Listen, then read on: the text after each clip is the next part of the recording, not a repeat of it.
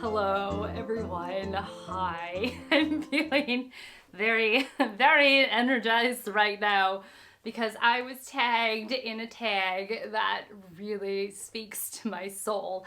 Actually, before I was tagged in this tag, that's right, Medium John Silver, who is a community member, commenter, incredible just person who hangs out on my channel from time to time, he was like, here's a tag that you might want to do. And it was somewhere along the lines of like judging books by their aesthetics, you know? So that's what we're doing today. And it's called Judging Books by Their Covers tag. I'm sure I got that correct. And I was tagged by Jess at Stalking Kafka. Look, y'all, like Jess is a woman after my own heart. She doesn't take herself too seriously. I feel like her channel, she's just having a whole heck of a lot of fun. And I love that. I love that.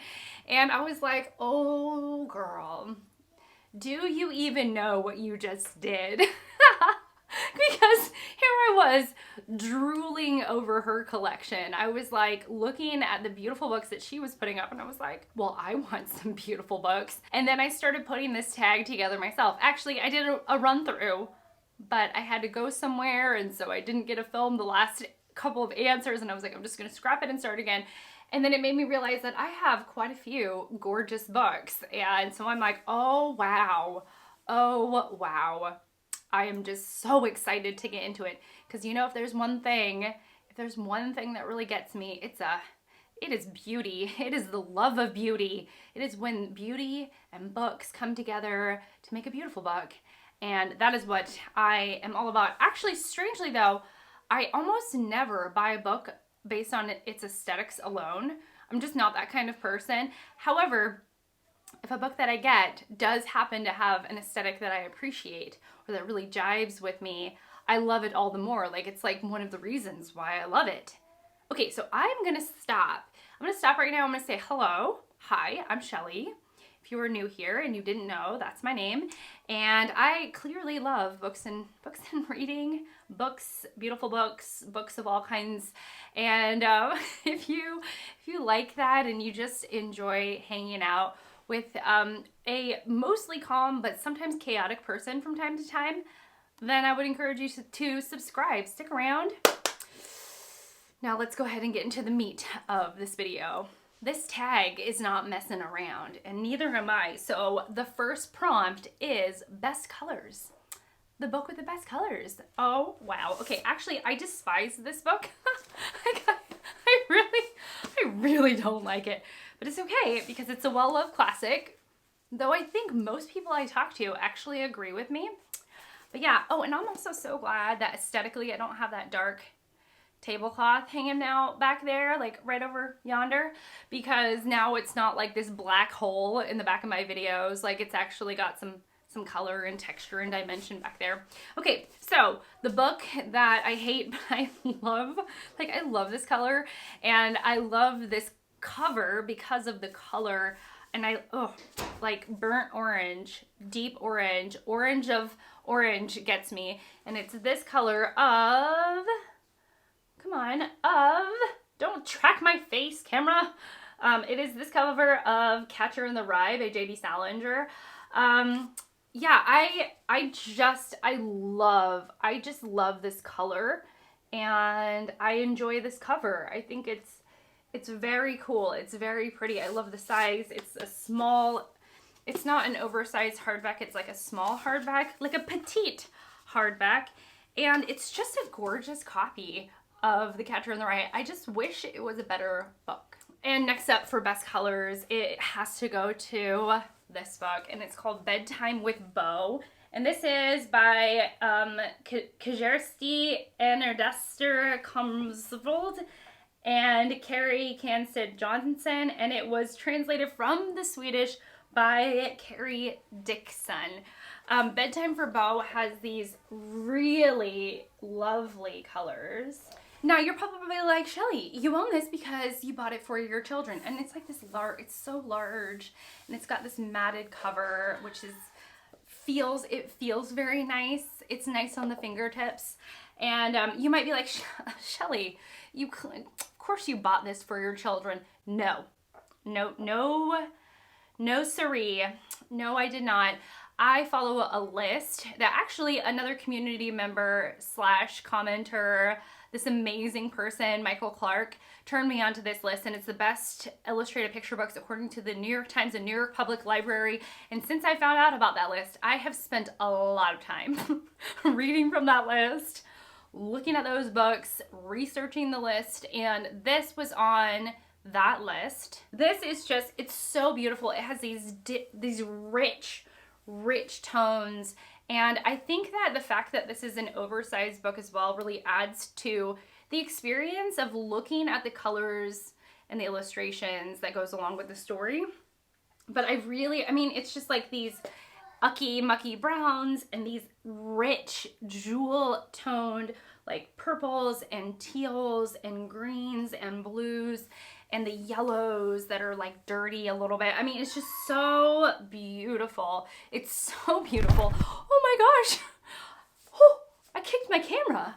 Well, I mean, I'm really not messing around. Here I am getting violent with my camera. Oh my gosh. So anyways, I love this book. I love the colors, and I'm gonna stop rambling on and like, you know, get moving with this tag. Best typography. Best typography 100% goes to anything by Edward Gorey. I have done a whole video showing my Edward Gorey collection and the books that I could get from my library. But he created his own typography, which is just so beautiful. And he has a lot of different styles with his typography, but what I love is that it always looks like Edward Gorey, and it always has a handwritten feel to it, as if it wasn't computer generated. It's not an AI thing. It is done by someone's actual hand. So yeah, I mean, there's just no doubt about it. Edward Gorey, best typography, hands down. And I own several books of his. I really like these larger bind-ups because you can see a bunch of his work in a single book, and that's always really delightful. But yeah, I have such an affinity for Edward Gorey and his work. I should probably do some more reading by him. But I mean, his art is just so distinguishable, and his typography as well. Best simple cover. I can spot this book wherever it is in any of my videos, and I know where it is at any given time. And it's such a simple cover, and it really goes back to that color orange, like The Catcher in the Rye. But yeah, it's Duck's Newburyport by Lucy Ellman. And this is a duck. I'll actually zoom in on it, but that is, you know, a duck sticking his head underwater. And that's fine. But I find the book so striking. I mean, it's like I can spot it in social media pictures. It's also a chunkster. I mean, it is a doorstop of a book. But this cleverness of having, you know, a third of the bottom of the book be blue, and then the top 2/3 orange, and it's just like sliced right down the middle, and they're opposite colors on the color wheel, I believe. But also it's like this, the blue I'm less enamored by. It's this orange that gets me every time. And I'm like, I want a shirt in that color. I want a purse in that color. I want a headband in that color. And then I'm like, you don't need any of it because you have the book, and the book brings you a lot of joy. But this gets the award for the best simple cover. I'm pulling out the big guns, the art books. So this is the best end covers. I have the Whimsical Works of David Weidman. I actually own a print. It might be an original work by him or a print by him. I don't know. Probably a print. I actually don't know. And of course, his style is very... it almost looks like textiles. It has large globs, but I feel like that is a really unflattering way to describe someone's art. It has very, it's very deconstructed, but still has a lot of movement and looks very impressionistic. I don't think that's the right word though. I really should have brushed up on art terms before I actually held up these books, but that's all right. The end papers are what we're here for, and I just think it's such a beautiful detail in an art book to add something that the artist did inside the book. I just think it's like, it's just such a lovely detail. And so this book has it, and I really quite enjoy that because I also quite enjoy his, you know, his artwork. And so it's just nice to have that. I was actually looking through my art books for this tag, and I was like, so many of the books don't have that detail. They just have plain simple white paper for the end papers, and you know, like, it's fun when there's some beautiful end papers in the book. Also, this is playing with the more like strange, the weirder side of my spirit. And I have this book on Henry Darger, who was an artist who truly was not discovered within his lifetime, but drew very surrealistic and odd art that was also just beautiful and strange, and it always tickles my fancy. And so anyways, I pardon if this is offensive for some of you. Whoops, where am I at? Where am I at? Okay. But I think I just really enjoy the strangeness of his art. And again, like with the previous book, you're getting it echoed, you're getting the artist's work echoed in the end papers, and I just love that little detail in art books in particular. Next up, we have Best Map, and the map is coming from a really unlikely source, and it is coming from Jane Austen, A Life by Claire Tomalin, which I read a couple of years ago now, coming up on 2 years ago. And of course it's about Jane Austen's life. But the map is very cool. I actually, even when I read it back then, I recognized that the artist was either inspired by Edward Gorey or this is by Edward Gorey. Though I think it's more inspired by Edward Gorey. But, you know, it charts out Jane Austen's town, and it gives you a sense of the neighborhood that she lived in, but it's done in this style that is very much borrowing from Edward Gorey. But Edward Gorey was he was really inspired by the Victorians and the Regents, like the Regency period and the Edwardian period. So it's like this borrowing of inspiration between artists. But I also just really love this map. And I thought this is great. This is great. To combine the last two prompts, Best Map and Best End Papers, we actually have this. We have The Hobbit by, actually, give me a moment. I'm showing it to you naked. I really shouldn't do that. I shouldn't do that because I love this cover of The Hobbit. This version of The Hobbit, my husband read the same, not this copy, but the same, version of it in middle school, I believe. And anyways, you open it up, and the end papers is a map of Middle Earth. And I just love that. I thought it's so clever. It's so cleverly designed and so enjoyable to look at. And then the end papers don't actually even match. There's a second part of the map, or a version showing a different portion of Middle Earth here, and that is on the back end of the end papers. And so I like that. It's just like, there are some books that just seem like they're so well designed, well thought through. The Hobbit is one of them. It's made for somebody who, really wants a beautiful copy of Tolkien's work. And I just thought, gosh, this is just it's so cleverly done. It's so well done. And I really love, and I'm excited by, a well executed book. Next up, Best Naked Hardcover. My Best Naked Hardcover has to go to my Paper Mill Press editions of books. So I have, and I don't love all Paper Mill Press editions, but I love this version of Frankenstein by Mary Shelley, and I adore this version of Jules Verne, 20,000 Leagues Under the Sea. Just gorgeous, right? Like, oh, so pretty. And the reason why I don't like all Paper Mill Press editions, or Paper Mill Paper Mill Press editions, I said that right, is because sometimes I find the colors that they choose to be the base color back here and right here. So this is like a deep, rich, I mean, it almost looks black or a deep, deep, deep navy.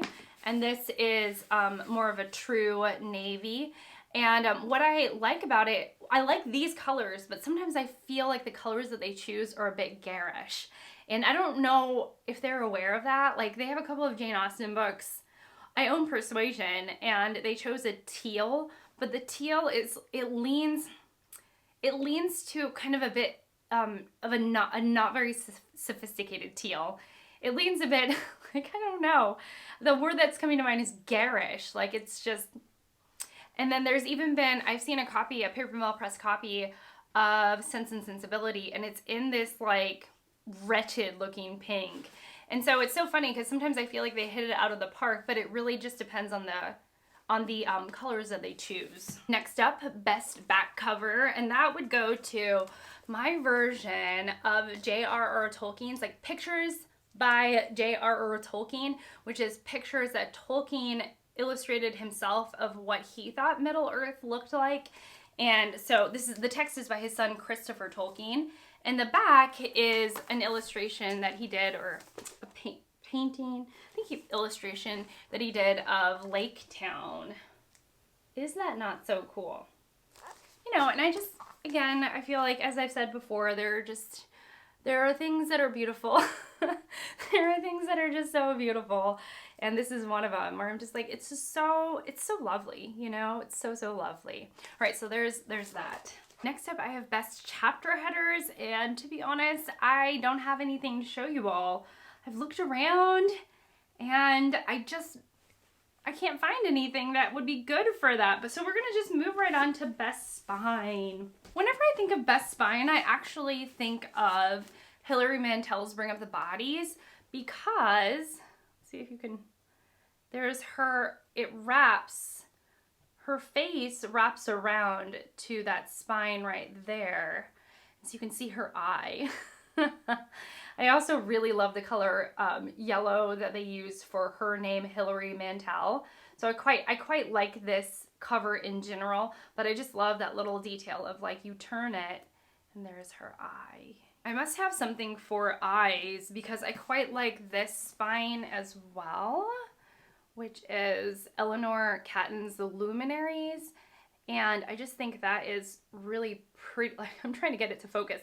I think that's really pretty, like, and it echoes the front cover. And the whole book is about the lunar cycle, and it's really tied in with astrology and the lunar cycle. And I just really enjoy this cover in particular. But I like that it's the spine, on the spine, it's echoed what's on the cover. That's a clever design. I also read Bone this year, and on its spine we have something totally different than the cover, and you know, you just get a glimpse into the journey that you're gonna go on just with this spine alone, which I quite like. There we go. There we go. But yeah, the cover, you know, I feel like, you know, you're like, we're gonna go on an adventure with clearly this creature who I'm guessing is bone or is attached to the word bone in some way, and then you're like, but wait, there's more. And I quite like that, and I quite like that there's this, because the spine is so wide on this edition of Bone, you know, there it is. There she is, right there, standing, and she fits in it all and everything. I don't know. I just really like it. Next up, we have best drawings, and I'm actually not going to do drawings in the book, but a drawing on the outside of the book, and I just think it's cool. It's cool to have. Though best drawings would probably go to, you know what? I'll be back. I'll show you a couple of different things. As a book, I think that one of the best drawings has to go to this Herbert Crowley book, who was an artist who wasn't really known in his time, and you're probably not even getting the actual detail of his work. But this was an interesting book about an artist that never really made it, but produced some really intricate and beautiful pieces of works. So there's this book, which is like enormous. Like, this thing is huge. So there's that. And then there's also, I think for best drawing, in regards to linear perspective, like someone who is just a master at linear perspective, we have Little Nemo in Slumberland, which is a comic strip. And it was just doing something so original for its time. And hopefully I can show you something that really exemplifies the linear perspective that he was able to do. I've heard that actually, I don't know if this comic strip stands up to the test of time in regards to, I don't know how entertaining it actually is to read, but in regards to just artistry and the incredibleness and the amount, I mean, the ability to push something beyond what it was at the time. I mean, it has to go to Winsor McCay. I mean, just insane. So here's some Christmas illustrations. I mean, truly spectacular. Let me see if I can find anything else that we have several books of his. Yeah, here's a good example. It's going to be the fireplace leaning, all of a sudden turning into stairs. And the execution is it's just brilliant. So there Nemo is, the little boy in his pajamas. And then the fireplace moves. And realistically, you know what's happening. It's leaning forward. And then it changes into stairs. And just do it. Like, to be able to effectively pull that off. I know it seems like such a small thing. But to be able to effectively pull that off so visually your audience knows exactly what they're looking at is pretty incredible. Like, it's pretty dang incredible. I mean, I also have just an incredible amount of children's books. So this prompt could go on into eternity, but we are not doing that. We are not doing that right now. Let me just move on to what I think the next, I don't even know where my phone went to find the prompts. A mess over here. All right, best cover. Okay, I have a couple for these.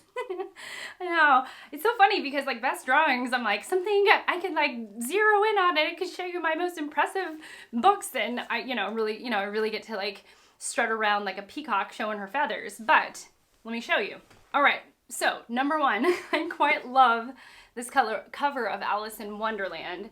I think this cover is beautiful. And I love the inlay gold and this original like illustration of the white rabbit, and I don't know, and then it has this bookmark. I mean, all of the, like I mentioned before, all of the details of, sometimes of like all of the details that a publisher puts into producing an edition is sometimes so impressive and just feels so luxe and special, and that's what this book is to me.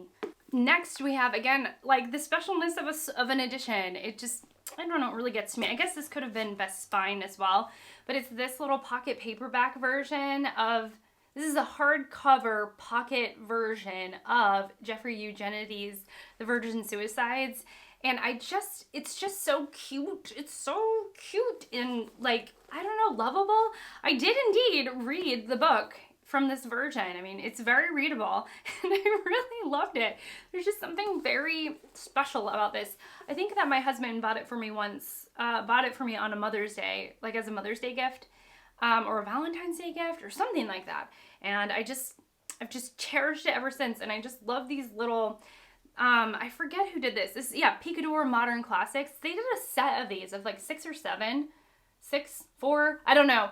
Not all Jeffrey Eugenides, it's all these different authors, and I've not really had a desire to pick up the other books out there because I had no desire to read them, but I had always wanted to read The Virgin Suicides, and so finally when my husband got this for me, I finally, I read it and I enjoyed the book. I thought it was a great book, and it just made it all the more special to have this like really unique, super cute version of the book in my possession. Next, in terms of special books, I mean, really just truly bananas, special, unique, amazing.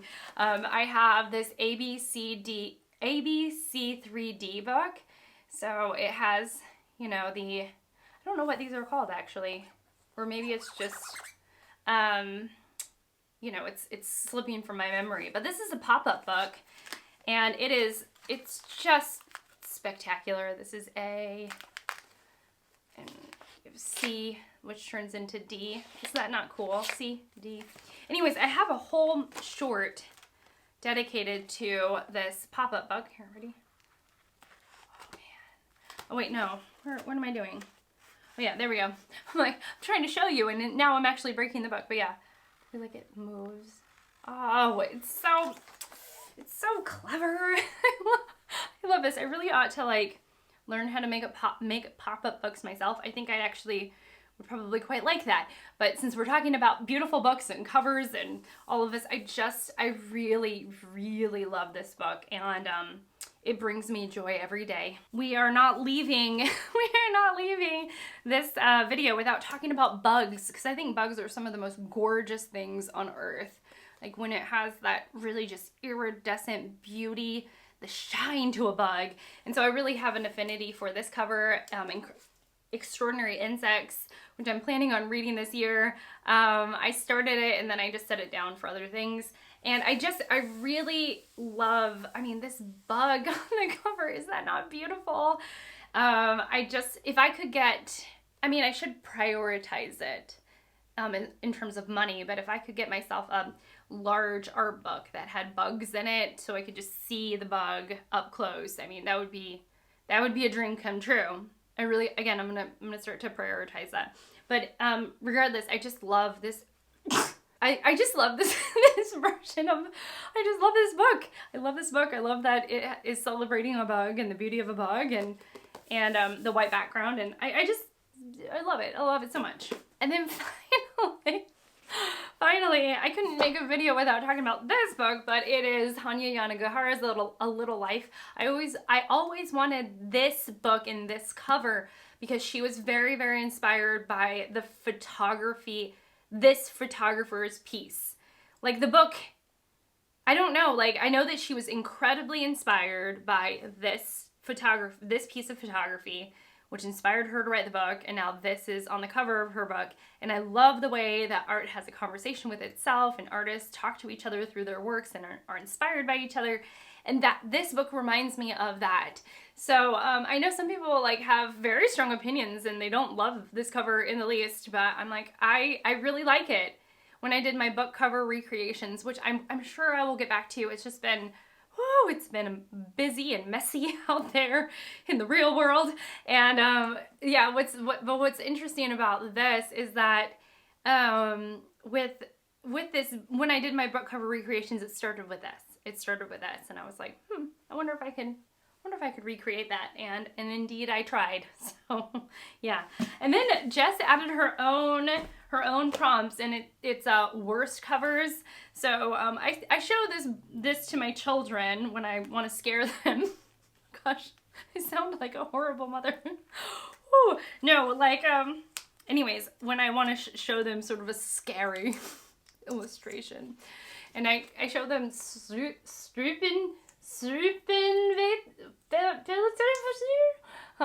yeah, like this guy is frightening. Like look at it, and like I like it because he is frightening. Like this could be under best or worst, just because I mean, look at that. Woo! He's so frightening looking. Look at those nails. Do you guys see that? Jeez, I mean, look at that. Woo! Woo! So anyways, worst cover, you know, this is pretty bad. But I mean, it's a translated German picture book for children, and it's done during the time in which cautionary tales, I believe, were very popular. So, you know, it's like an actual thing. So I'm not like, you know, I get it. Like, I get it. It's not just that somebody was sitting around and they designed a bad cover. It's just sort of one of those, like, shocking, like, it's quite shocking to see. But, no, I'll show you two covers that I despise. Like, I'm just like, oh, please, no. One of which is this edition of Middlesex, which is, like, this right here is, like, the most popular edition of Middlesex, and I think it's atrocious. Like, I think it's so ugly. I, like, despise it. I've read this book. I think it's a good book, but, like, half of the time of why I forget about this book is because of how ugly it is. I think it's truly despicable, you know? I can't even with this. All the versions of this book they're just really ugly, and that is The Secret History by Donna Tartt. again, I just, like, who is designing covers out there? I think this one is just wretchedly ugly. I can barely tell that this is a sculpture of a man, you know, sculpture behind it sort of in this faded way. The spine is ugly. Like, everything about this cover is just offensive to me. Like, it makes me dislike the book. Like, I love this book. I loved Middlesex. They're both really good books. But then you get to a cover like this and you're just like, could you not have done better? Like, just a little bit better. Like, somebody on your team could have had some sort of sense of aesthetics out there. But instead, this is what we get. This is what we get for the material inside. It's like, And then, you know, you have like really, really, really beautiful covers for absolutely atrocious books. And I'm like, what kind of world are we living in, truly? And then Jess added a prompt of book to match your outfit. And I was wearing something different in the first version of this. And I was like, oh, I can be all classy and stuff. And now I'm wearing like this loud, you know, floral printed dress, and I'm like, okay, well, what's gonna go with that? And I would just say another floral print. So, you know, see? Oh, and or it matches your outfit or manicure. Girl, I keep my nails real plain. I've never actually gone to go get my like a true manicure out there. Like, I do it at home. My hands are tools. They are there to help me do good work in the world.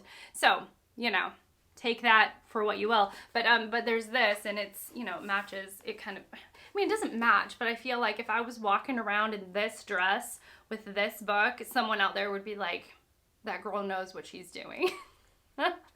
So yeah, or at least I would think that. If I saw someone in this exact outfit reading this exact book, I'd be like, she's something else. Okay, that's it. Now I'm going to tag people.